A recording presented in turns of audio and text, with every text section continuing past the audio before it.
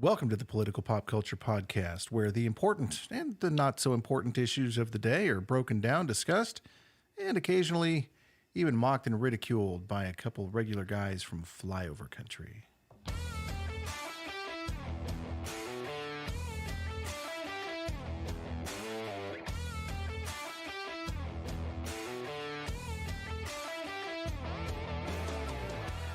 I am JP, and with me as always is Erwin the Millennial. And if you did not catch our last podcast, I strongly suggest you go back and check it out. We talked about GameStop. We talked about AOC and Ted Cruz and their little battle on Twitter. We also talked about King Joseph I and his plethora of executive orders ruling from the Oval Office. To hell with the legislative branch. They just get in the way. And today we're going to revisit a topic that we talked about in our first podcast episode, and it's probably something that we're going to be talking about on a fairly regular basis, at least for the time being, and that is cancel culture. And we have some specific examples that we're going to talk about today.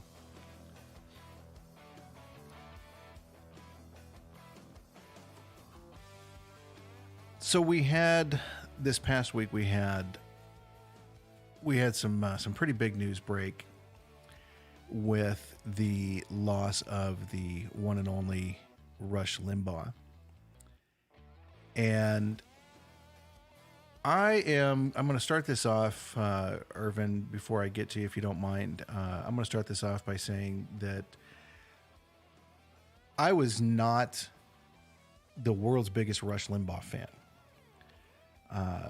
What I mean by that is I did not regularly listen to his show. I have in the past, but the past few years it has not been something that I've spent a lot of time with or on.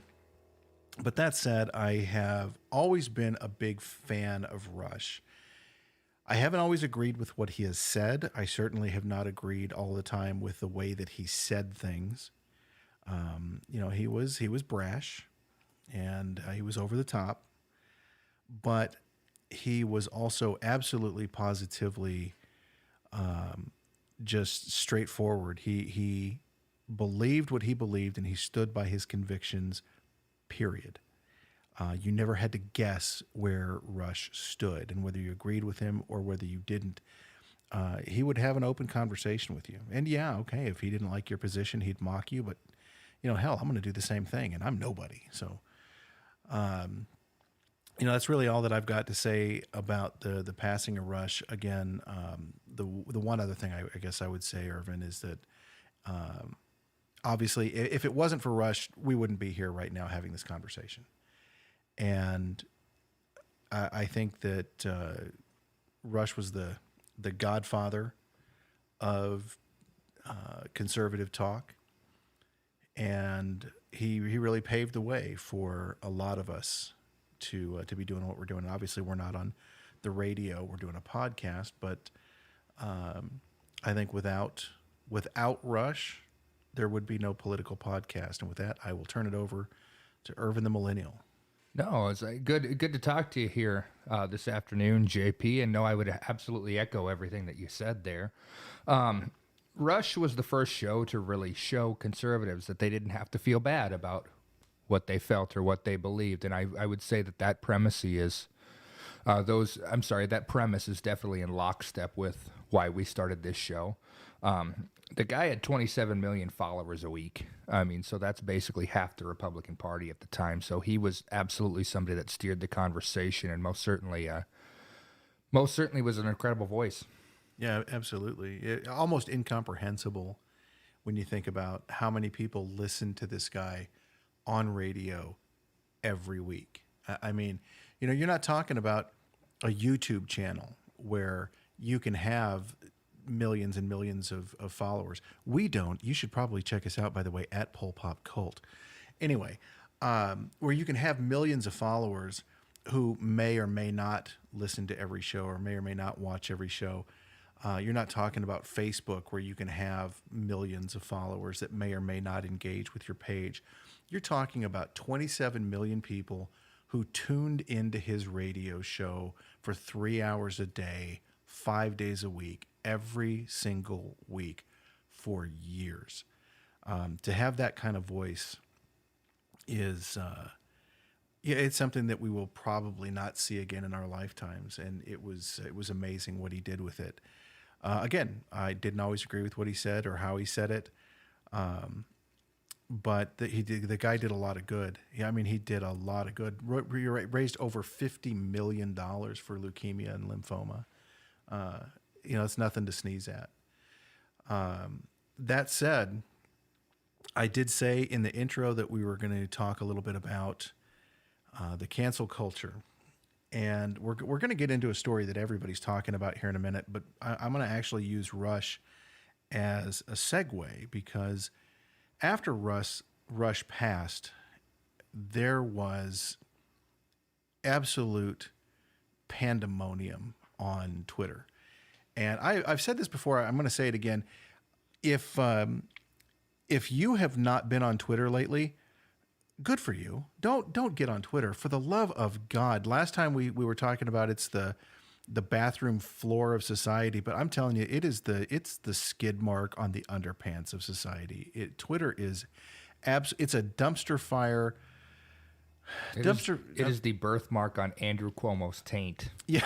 Oh my God. Thank you so much, Erwin the Millennial, for that.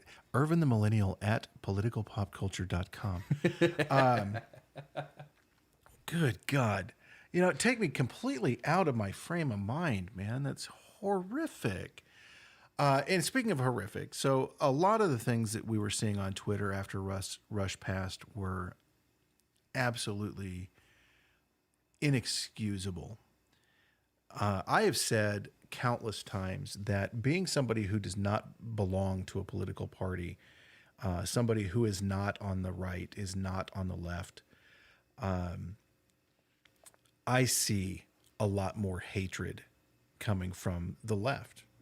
To me, it's empirical fact. I see it every day. But in the aftermath of Rush Limbaugh's death, some of the things that were trending on Twitter were absolutely disgusting. Rest in piss. Now, you can disagree with what somebody says.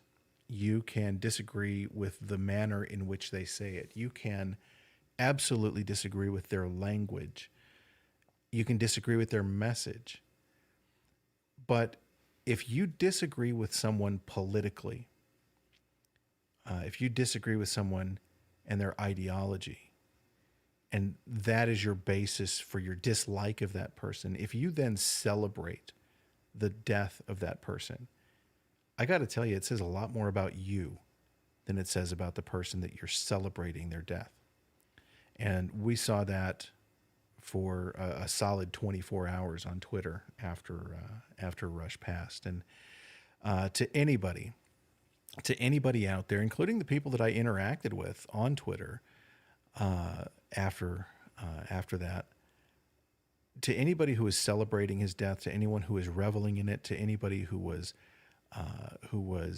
using such horrible and vile language, I would really, really just like to say, beep, beep. You miserable piece of beep, beep.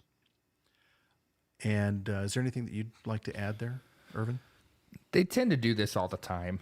This is not the first example of things of this nature where they celebrate somebody that they disagree with's death, and this is not going to be the last time. I mean, we talked about it on the show before. Their politics truly are these people's religion. So that way, when your adversary dies, when David slays Goliath, you get to talk trash on Goliath and tell us all about how bad of a human being he was. So it doesn't come as any surprise, but it is again really sad. The lasting thing that I would say about it here is, if you continue to celebrate the quote unquote bad guys' deaths Maybe you need to stop and think about this, and maybe you truly are the bad guy.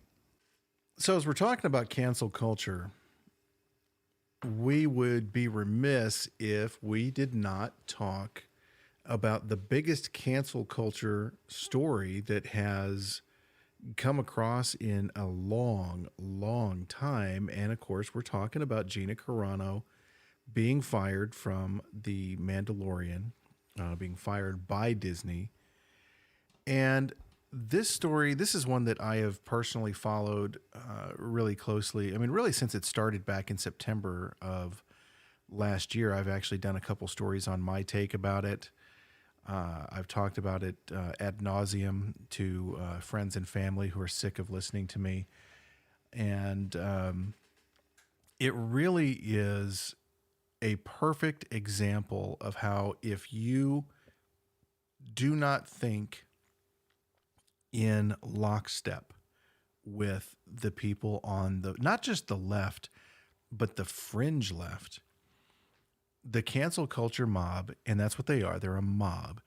They're going to come after you. They're going to shut you down, and they are going to make an example of you. And that's exactly what they tried to do with Gina Carano, and they succeeded to a point.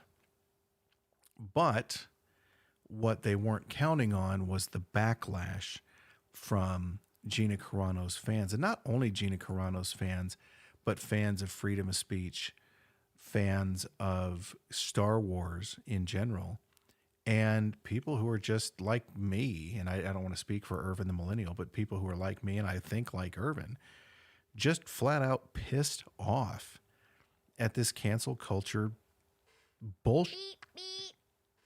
I am tired of people being afraid to talk. And we talked about this in our very first episode, Erwin. The reason we use the pseudonyms JP and Erwin the Millennial is because of cancel culture. While I am not personally afraid of cancel culture, and I don't want to put words in your mouth again, I'm not saying you're afraid, but you certainly have, Erwin the Millennial certainly has reason to be concerned about cancel culture because of his employment. But this whole thing with Gina Carano brings the cancel culture mob to light, and it does not make any of them look good. When you have a company the size of Disney, with the power of a company like Disney, and you decide that you are going to fire someone because their thoughts might be, and oh my God, a little conservative, but yet you keep employees who espouse some of the most divisive, hateful, and hurtful speech on their social media. You keep those people, but you fire somebody because they're conservative. I think that Disney deserves all the backlash they're going to get. If you look at my Twitter account, which I strongly recommend that you don't, seriously, stay the hell away from Twitter. Don't get me wrong. Hey, I wouldn't mind a few followers on Twitter, but I literally get on Twitter to troll the leftists, because they're just not just the far right too. I troll them too, but my secret's out. But seriously, Twitter is just a horrible, horrible place. Don't go there unless you're trying to wreak havoc. But the things that were said about Gina Carano were horrible. They were wrong. They were flat out lies. Did Gina Carano post some hyperbolic things? Yes. Did she post some things that were controversial? Yeah, okay, I guess it depends on how narrow your point of view is. But this whole thing started with Gina Carano, and just to give everybody a little bit of backstory here, and I know most of you have probably heard this story already, so I'm not going to take a lot of time on it. But the basic backstory was back around September. Gina Carano had posted something. She was being harassed by the left-wing mob, the far-left mob, because they wanted all of these celebrities to set an example by putting their preferred pronouns in their Twitter handle and or their bio. And Gina Carano said, "No, I'm good." and so the left-wing mob said, "Well, no, you're not good. You have to do this. You have to put your preferred pronouns in your Twitter profile because you have to show solidarity for trans people. You have to show your support for trans people by doing this." And Gina said, "No, I'm good." So anyway, no, Gina says, "No, I'm not going to do it." She says, "It's nothing. I have nothing against trans people, but I'm not going to allow you to tell me what to do." And at that point, they started threatening her. You know, they started the first time that fire Gina Carano hashtag. They started calling her transphobic.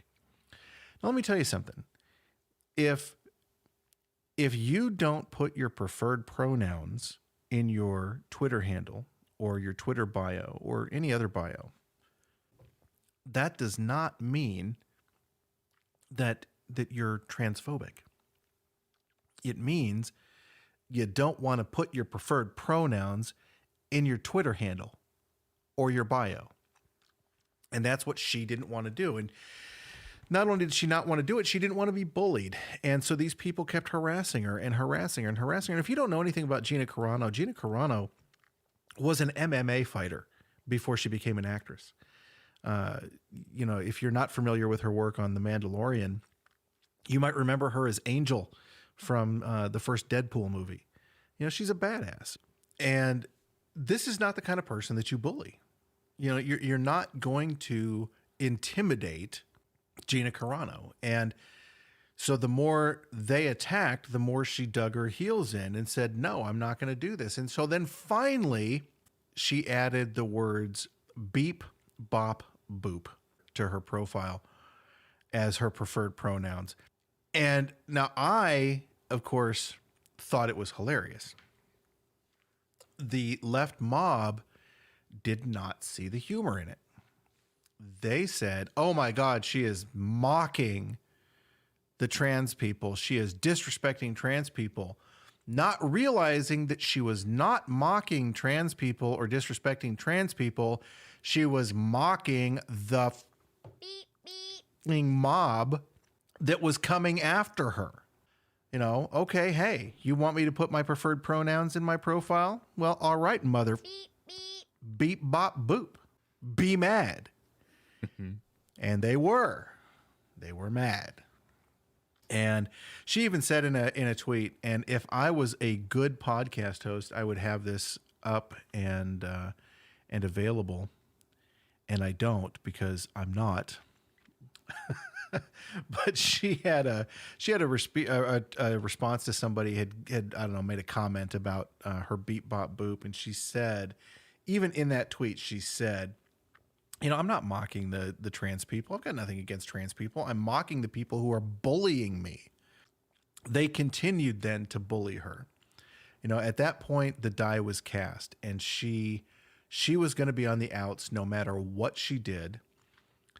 And they continued with their attacks. And every time she said anything that was even remotely controversial, they would attack her, and they would attack her on social media. They'd bombard Disney with again, you know, you got the hashtag Fire Gina Carano.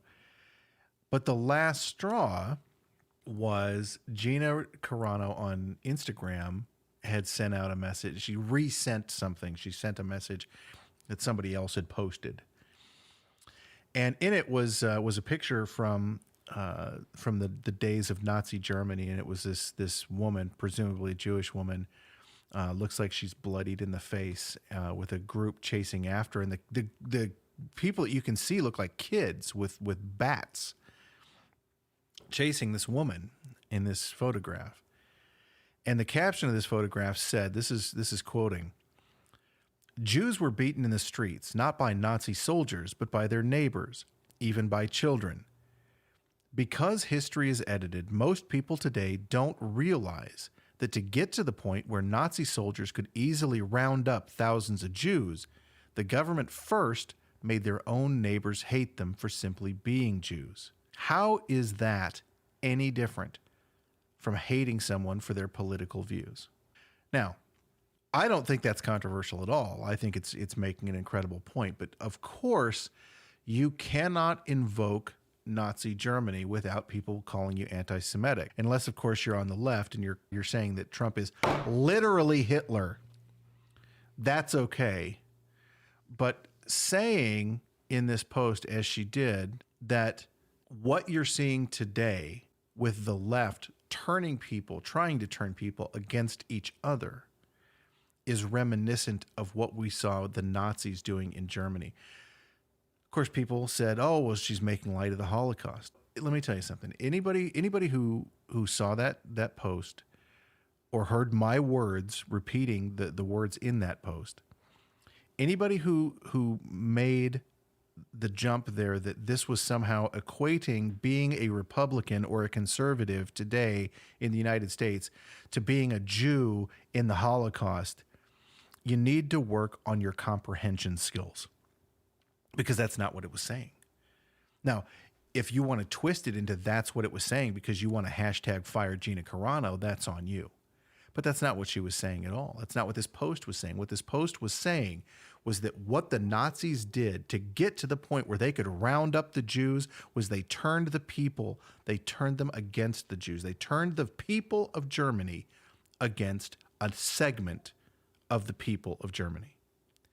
And if you think that isn't happening right here, right now in the United States, you are either not paying attention or you are Alyssa Milano level stupid.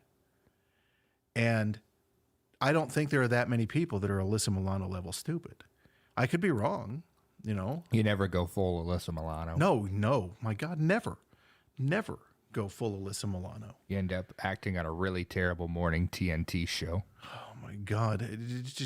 When was the last time she had a job? I don't know. Has she been working? I don't care. I'm getting off the subject here.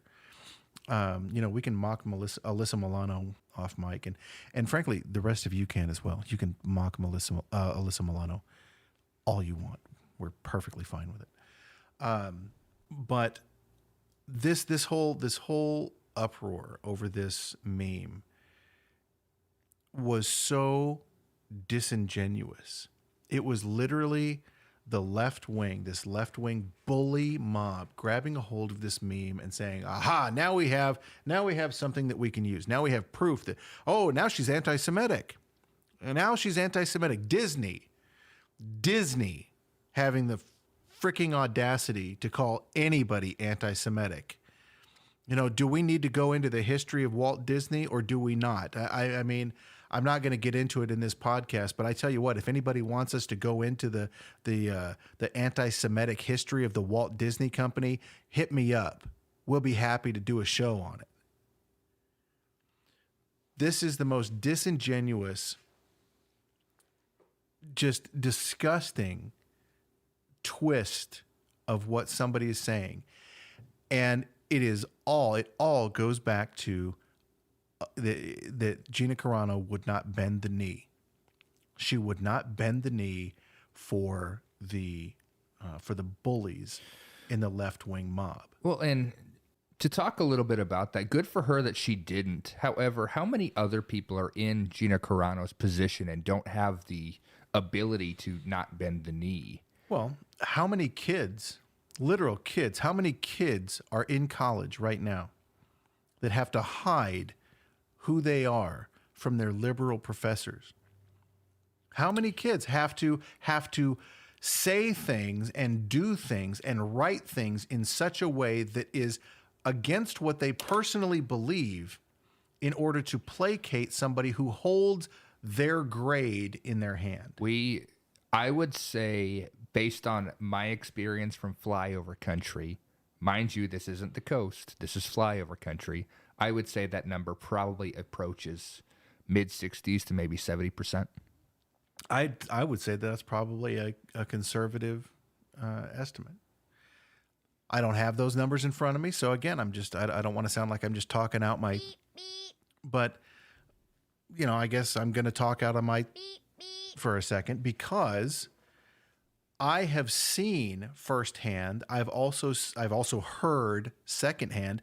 Let me tell you something.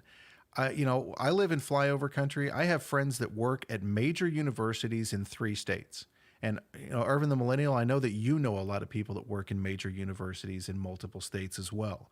We know for a fact that there are liberal professors that force their political opinions onto their students. And if their students do not at least pretend to hold those same political opinions, those students will be penalized, and they'll be penalized by getting poor marks in that class. And you and I both know that depending on where you want to go after your college career, getting poor marks in a class can mess with your grade point average, and messing with your grade point average can affect your ability to go further on in the line of education that you want to go on. And if you want to go to a law school, if you want to go to a medical school, if you want to go further in the business world, there's a big difference between a 3.8 and a 3.2.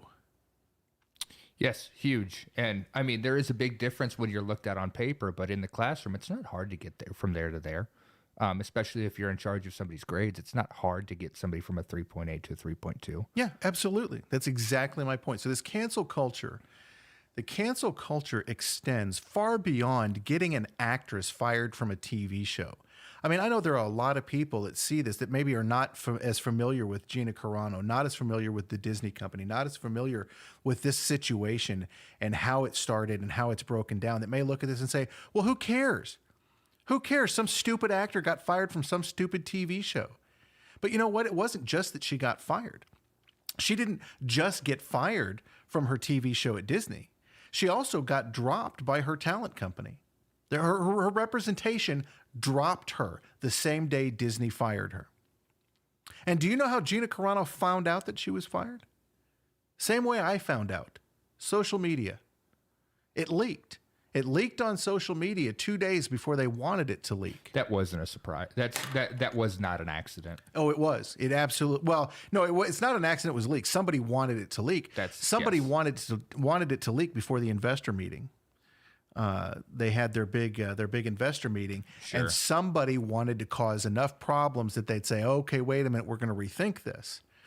But instead, Disney, as they have done, Lucasfilm really, but Disney, as they have done since they brought Kathleen Kennedy in to run that abortion of a company at this point, they doubled down on stupid, and the level of stupid that Kathleen Kennedy has displayed since she has been in charge of Lucasfilm, since Disney took over Lucasfilm, since, in George Lucas's words, he sold the company to white slavers, it has been absolutely mind-boggling.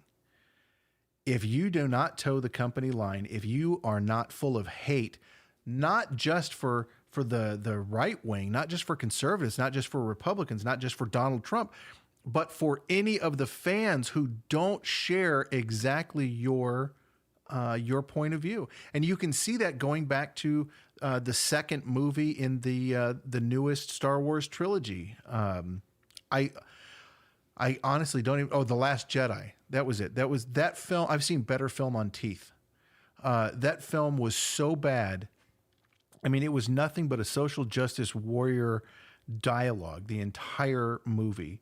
It was so bad that literally the director, Ryan Johnson, his name, if you go to the Urban Dictionary, Ryan Johnson in the Urban Dictionary means to take something that is amazing and completely screw it up.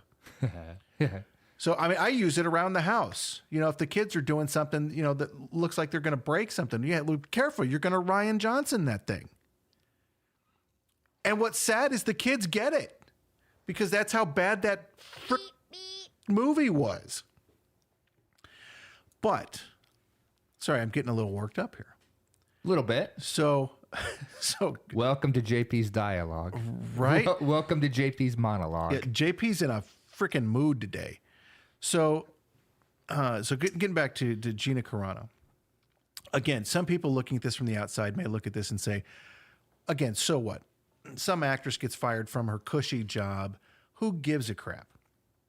Well, you should give a crap. And the reason you should give a crap is because it isn't just Gina Carano. It's like we were talking about. It's college students going to college and their liberal professors pushing their ideology onto the kids.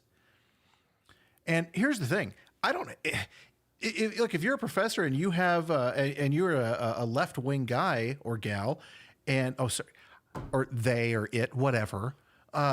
Insert appropriate pronoun here. Right. If you're a liberal pronoun professor, and you have a distinct worldview or political view, and you want to talk about that with the students, I don't have a problem with that. I don't have a problem with that at all. What I have a problem with is if somebody has a differing opinion, and you then take that opinion and use it against them in how you determine their grade. That's not what college is supposed to be about. I mean, in my day, college was supposed to be an institute of higher learning, and one of the best ways to learn is to if not argue with somebody, at least debate somebody. You have a point of view, they have a point of view, and you argue your side, and they argue their side. And with any luck, you'll meet somewhere in the middle. Maybe you'll both learn something. That's the point. You're supposed to go to college to learn, not to be indoctrinated. Let me preface what I'm about to say with this. To any of our listeners, I'm very well aware that what Disney did to Gina Carano is not illegal. They did nothing illegal. They were not breaching First Amendment rights. By definition, they're a corporation. Therefore, they can't breach First Amendment rights because they're not the government cracking down on speech.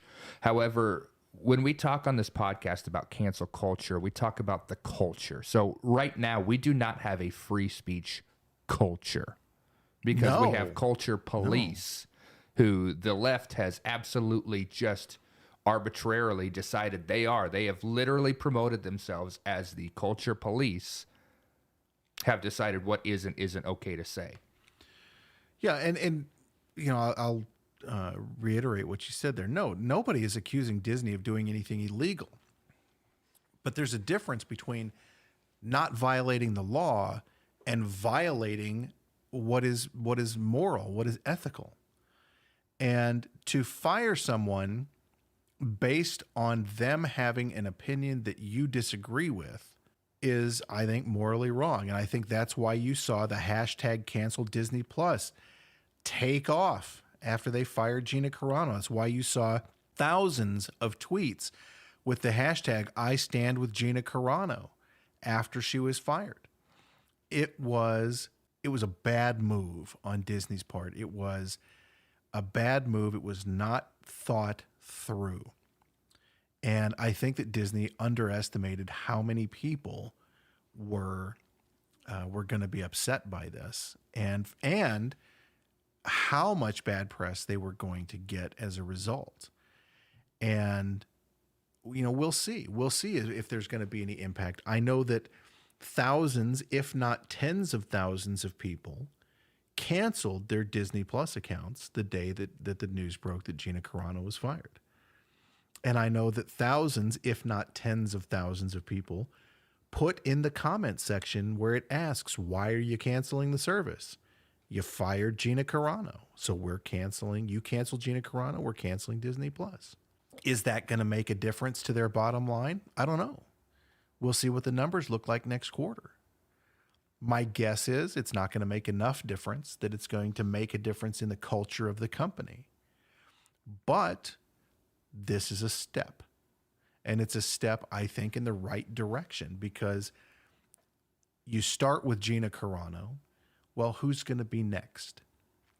You know, who's going to be next? Is another fan favorite going to be fired for doing something that is well within their right to do? Well, we don't know. What's going to be the next step? What's going to be the next thing that sets people against Disney? Sets people against Lucasfilm. And is it going to be enough to make a difference, or is Disney just going to start the long downhill slide? I mean, clearly they believe they're too big to fail. They always have. They always have believed they're too big to fail. And back to a couple of points that you made earlier in the podcast. One, I don't think I've ever actually had a pleasant exchange with anybody on any social media platform that actually places their preferred pronouns in their title. I can't say that I've ever had one pleasant exchange with them. I mean, their self-righteous bullcrap is pretty radiates pretty much out of every single tweet that they put out there. So I can't really say that I've ever had a good experience with somebody that has their pronouns in their name line on any social media platform. No, I know what you mean. I know what you mean. Those people tend to be pretty vile and very in your face and very brash. And not that I can't be that same way too. I just feel that I generally just steer clear of those people because they tend to just all kind of be of the exact same train of thought and train of mind. It's one of those things where if you don't think the way I think, then you're bad. Even if you're saying, I agree with you, but I'm not going to do this to prove that I agree with you, you become the bad guy. Yeah, and that brings me to my next point on that as well, JP, is in this instance with Gina, she wasn't even disagreeing with them. She actually said, I agree with you people. She said, to be fair, I said, she didn't say you people. She didn't say you people. I said you people. Oh my gosh. Cancel culture. Here I am. And again, that's Erwin the Millennial at politicalpopculture.com. Go ahead and try to cancel me, cancel mob, because guess what? It'll be the best thing that ever happened to the show. Yeah, right? Yes, please come after us. Like Mike Gundy. I'm a man. I'm 40. But anyways, so she didn't necessarily disagree with what they were saying. However, she didn't complete the task, the action that the woke left wanted her to complete. Therefore, she was against them. She didn't say she agreed. She didn't say she disagreed. She basically just took no action. Well, no, she said that she was not anti-trans. She said that she agreed with them, but that she was not going to be bullied into changing or adding the preferred pronouns to her Twitter profile.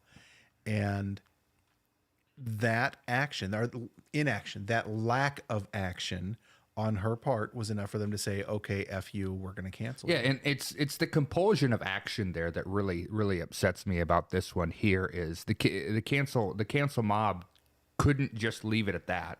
They literally attempted to compel what she did. Yeah. So where does this end? What are they going to what's next? Do you have to go walk in a parade? Do you have to go complete other tasks or else you're going to be canceled? Where are we going? No, I think you saw it in a lot of the comments on Twitter. And again, for the love of God, don't go to Twitter. Don't go to Andrew Cuomo's taint. Yeah, my God. Stop. Stop. No, there were literal references to people like Gina Carano should be locked away until they are able to speak correctly. In other words, we want to put them someplace where they might be able to concentrate on their language. We'll call it, I don't know, a concentration camp. Well, I have a question as well. Yeah. Well, so there used to be a practice I've read about. I've never experienced, obviously. I don't know anybody that had experience because I'm Erwin the Millennial. They used to have this thing called conversion therapy. Sure. Wouldn't this kind of be like the opposite end of that spectrum? Well, or would you put it in the same category? No, it would definitely be in the same category. This is we're forcing our will upon you. And if you do not espouse the same exact philosophy that we do, if you do not fall in line with what we think is the right thing for you to say and do, the right way for you to behave, then we're going to make sure that your opportunities in life are limited. Whether that is, we're going to limit where you can be gainfully employed. Whether it is, we are going to limit what schools you can attend. Whether it is, we are going to limit whether or not you are free to walk the streets. That is, you ask, where is this going? That's where cancel culture is going. You saw it. And again, I hate to say this because you know, but the similarity between what you're seeing in the United States today and what you saw in Nazi Germany in 1936, you know, before the start of the World War II, is there's a lot of similarities. And I am not saying that people who have conservative views are like the Jews in the Holocaust. It's not what I'm saying. What I'm saying is exactly what Gina Carano was saying when she tweeted that, or sent that message on Instagram, sent that post on Instagram. And that is, we are at a point now where if you do not share the correct political thought, then you are the enemy, and we will turn the people against you. And you see it right now. You see it on Twitter. You see it on Facebook. You see it on Instagram.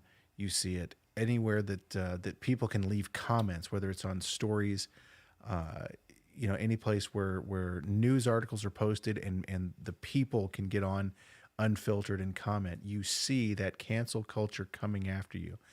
If you, God forbid, say the wrong thing, you will get canceled. Now, hey, look, in some cases, you may absolutely agree with the cancel culture. There was a story, and I apologize, I disremember the name of the establishment, but there was a very, very well-known establishment, restaurant in Atlanta a couple years ago. Chick-fil-A?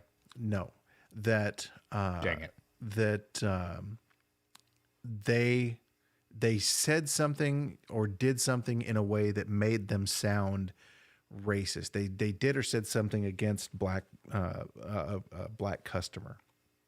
And again, I apologize. This is totally off the top of my head, and I do not remember the exact circumstances. I'll look it up. But anyway, the community absolutely shut this restaurant down. They'd been around for years and years and years, but the community rightly stood up and said, we're not going to tolerate this kind of behavior. You know, this is, 2018 or whatever it was. You know, that kind of racism is not going to be tolerated. And the restaurant ended up going out of business, and rightly so.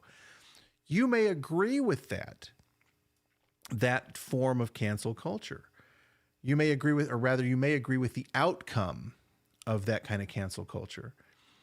But that doesn't mean that people don't have the right to do and say stupid things.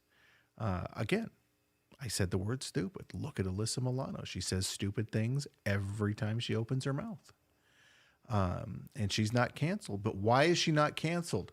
Because the stupid things that she says fall in line with what the left want people to believe. Cultural fascism. Oh, yeah, absolutely. That's a great term. Did you coin that? I just came up with that. You just made that up? Literally, we just came up with something on this podcast. Cultural fascism. I like that a lot. I don't like cultural fascism. That's not what I said. Don't twist my words. No, I like that term. That's great. Cultural fascism. That's exactly what it is. If you don't say the things that we want you to say, you will be canceled. If you don't do the things that we want you to do, even if you say the things that we want you to say, you will be canceled. If you do not wear the exact same shade of brown for your brown shirt while you're walking in lockstep with us, then you will be canceled. That's why they hated Rush Limbaugh. He disagreed with every single thing that they said, but because he was so big and so powerful, they couldn't cancel him. They tried so many times, so many different ways. They did. I'll tell you real quick. I don't mean to interrupt, but I want to tell you a quick story. So I can't go into a ton of detail here, but my background is in retail. and I owned retail stores for years. And I bought a programming or an advertising package from a local radio station group. This has been probably 10 or more years ago. And this radio advertising package, they had like a rock station, they had a country station, they had like an oldies station, they had talk station. They had, I don't know, it's 5 or 6 different stations that they had. And this package was a really, really cheap deal. I mean, it ended up being about $3 or $5 per ad. It was super cheap. And some of the ads went prime time on their big channels, but it was kind of a random thing. You know, you couldn't say, okay, your ad's going to air at, the 5:07 slot on a Tuesday afternoon, but you knew that that X number of your ads were going to end up in prime time. But the rest of them were going to be spread throughout the day on all of the different channels. Well, obviously, the least expensive channels to advertise on are the AM channels, and the ones that are doing talk radio, for the most part, pretty inexpensive. So some of my ads ended up randomly playing during the Rush Limbaugh program. And I did not know. I did not pick Rush Limbaugh to advertise on. I did not pick his program. It just, again, was a random happening. I got no less than 50 contacts that day. I got emails. I got messages to my Facebook page, for my business Facebook page, their primary Facebook business page. I got phone calls at my office. And most of them were polite. Not all. Most of them were polite. But they were saying things like, Rush Limbaugh is a misogynist, and he says some really, really hateful and hurtful things about women. And I don't think you really want your brand associated with Rush Limbaugh and his hatred of women, do you? And what was really interesting, not one. I looked up, I didn't look up them all, but I looked up every comment that I got from social media, and everything that I could verify, like where the phone number was from and all of this. I verified everyone that I could verify. And out of the 50 plus that comments and calls that I got that day, that first day, the ones that I was able to trace, not a single one was from the state where I lived and did business. They were all, every one of them, from one of the coasts. 100%. None of them were even close. I mean, let's just say that my business had been in Iowa. There weren't even any from Minnesota or Nebraska. So, but let's back up here as well. Somebody's listening to the Rush Limbaugh program, specifically trying to go after his advertisers. Absolutely. 10 years ago. Can you imagine having somebody live that rent-free in your head? Can you imagine how much these people were getting paid and by whom? That's something that I've always wondered. I live, the town that I live in, again, I'm in flyover country. I'm not anywhere near any of the coasts. And for people in California, for people in New Jersey, for people in New York, for these people to contact me in flyover country the same day that my radio ad aired on the Rush Limbaugh program in a smaller, a mid-level market, I've just always wondered, how did these people know? How did the word get out? How did it get out so quickly? And how were they so well organized as to start sending so many messages? And also, one starring my business. I forgot to mention that. 1 star. I got multiple 1 stars on Google, on Yelp, other places online where they could leave stars for my business. And they were all, this business supports Rush Limbaugh and blah, blah, blah, blah, blah. Yeah, I just can't imagine one person living that rent-free in my head, that I listen to everything he has to say, pick out the commercials, and then go contact those businesses to get them to pull their ads. Yeah. I can't fathom letting one person have that much control over me and how I feel. Yeah, I don't know if I've told this story on the air before, and if I have, tell me to shut up, because I'm sure people don't want to hear it again. But when my youngest son was in kindergarten, we lived in Texas. I'll give that away. We lived in Texas, and I used to drive him to and from kindergarten. And there was a local radio host that I absolutely loved. Just, he was bombastic, and he was very outspoken, and he was an ass, but he was funny. I mean, just a funny guy. And he was a local guy. He was always going to be a huge local star, but he was never going to even go regional, much less national. But he was really good at what he did for that geographic area. And I used to love listening to him. But while I was in the car, his show would end and the next show would come on. And the next show was Howard Stern. This is telling you how long ago this was. It was still terrestrial radios before he went to Sirius XM. And I tried several times to listen to Howard Stern. I'm going to say this, and I don't want to offend anybody. I don't want to offend Howard Stern. Not a fan. I mean, I'm just not a fan of his type of humor. I'm not dogging Howard Stern. Howard Stern is obviously a brilliant guy, and he's obviously incredibly good at what he does. Let me look at the following that he has, and the guy took over satellite radio, and good for him. But me personally, I never saw the appeal. I never liked Howard Stern. I didn't like his show. I didn't like Howard Stern personally. I didn't like the Howard Stern show. And so when Howard Stern would come on after the other show ended, you know what I did? What'd you do? I turned the channel. I don't think that's a possibility. What do you mean? I turned the channel. Here's what I did. Man. I reached out my finger and I pushed a button on my radio to turn it to another channel so I could listen to programming, get this, that was not Howard Stern. Wow. So you mean if I disagree with somebody and I don't want to listen to him, I don't have to? Correct. Not yet. It's coming. Not yet. It's coming. King Joseph I has not yet signed an executive order saying that you have to listen to Janine Garofalo. Does that moron still have a show? I don't. That's not fair. So. She's not a moron. She's just absolutely wrong about everything she says and believes.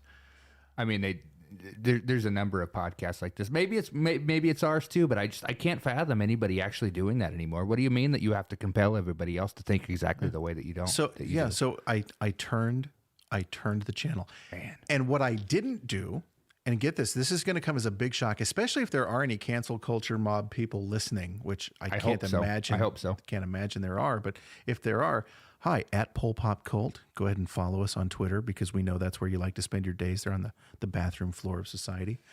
Andrew Cuomo stained. Stop it.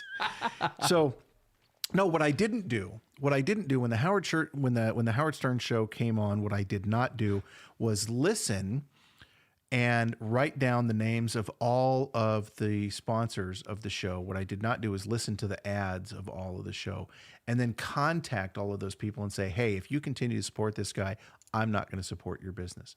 Now, you know why I didn't do that? Because you didn't have the time and you were gainfully employed? Because I'm a grown-up. Oh, because I'm a mature individual who says, oh, okay, this guy doesn't do something that I like, or he has a show that I don't like.